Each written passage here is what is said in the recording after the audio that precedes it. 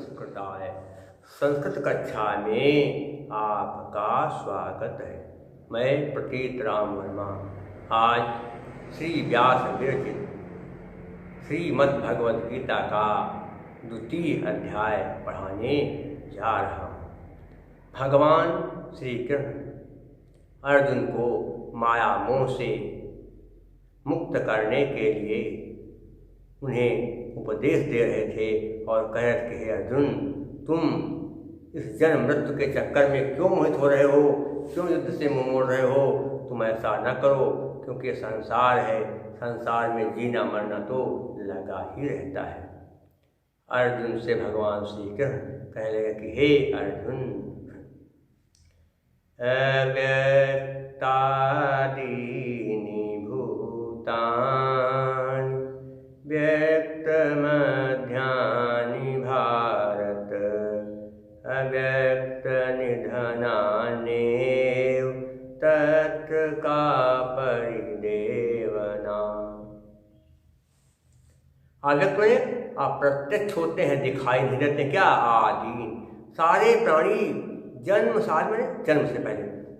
से पहले संसार के सारे प्राणी अदृश्य होते हैं, दिखाई नहीं देते हैं, अर्थात अव्यक्त होते हैं। भूतान में कहते प्राणी, भूतान में प्राणी।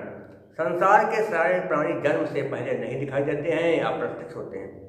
व्यक्तम दिखाई देते का मध्यान्ह बीच में है, जब पैदा हो जाते हैं उसके बाद वो सब दिखाई देते हैं, बीच में वो दिखाई देते हैं। भारत, हे भरतवंशी अर्जुन, अव्यक्त निधनान्येव, अव्यक्त में कहते नहीं दिखाई देते हैं, निधनान मरने के बाद, और मरने के बाद भी नहीं दिखाई देते हैं, मरने के बाद नहीं दिखाई देते हैं। तत्व इस विषय में या वहाँ का मैंने कौन सी परिदेवना, चिंता, उसमें कौन चिंता की बात है।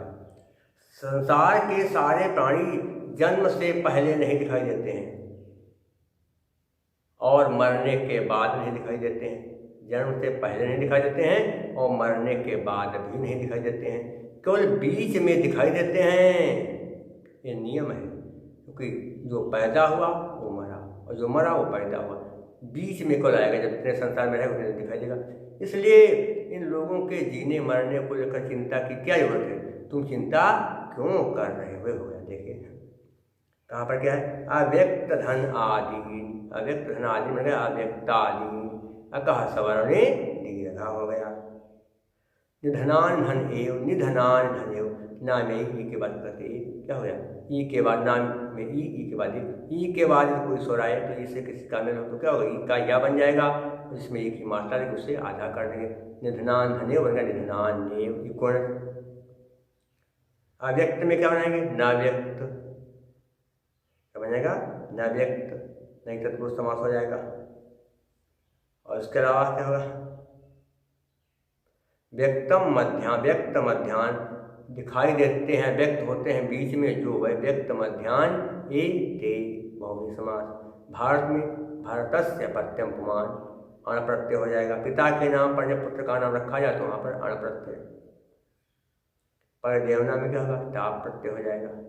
अलंकार कौन सा है, जन्म से पहले और मृत्यु के बाद आदमी का नहीं दिखाई देते हैं, कोई बीच में दिखाई देते हैं। ऐसा क्यों होता है, कार्य तो है, कारण का अभाव है। इसलिए क्या होगा, क्रियाया प्रतिषेधे फल व्यक्तिर्विभावना, विभावना अलंकार और क्या है, अनुष्टुप छंद है। श्लोके षष्ठम गुरु गेयम सरहस्र लघु पंचमं द्विचतुष्पादयोरहस्वं सप्तमं दीर्घमन्योः। जिस श्लोक के प्रत्येक चरण में 5वां अक्षर लघु और छठा गुरु होता है, दूसरे और चौथे चरण में 7वां अक्षर ह्रस्व और पहले तीसरे चरण में 7वां अक्षर दीर्घ होता है, उसे अनुष्टुप छंद कहते हैं। और क्या होता है, प्रत्यय कहाँ देखिए, अव्यक्त में कत प्रत्यय, व्यक्त में भी कत प्रत्यय है, भारत में बता चुके अण प्रत्यय है। अलंकार आपको बता चुके कौन सा, कौन सा बताया, विभावन अलंकार है। और प्रसाद गुण है, चित्तम व्यापनोति क्षिप्रम सुस्कन्धेन मिवानलः सप्रसादः समस्तेषु रसेषु रचनासु च। जो बात एक बार सुनकर या पढ़कर तुरंत हृदय में बैठ जाए, दिल में बैठ जाए, समा जाए, वहाँ पर प्रसाद गुण होता है, जो सभी रसों में और सभी रचनाओं में होता है। और यहाँ पर समास बहुत कम है, इसलिए यहाँ वैदर्भी है और भारती व्रत है। शेष मैं आपको अगले अंक में पढ़ाऊँगा। तब तक के लिए नमः संस्कृताय।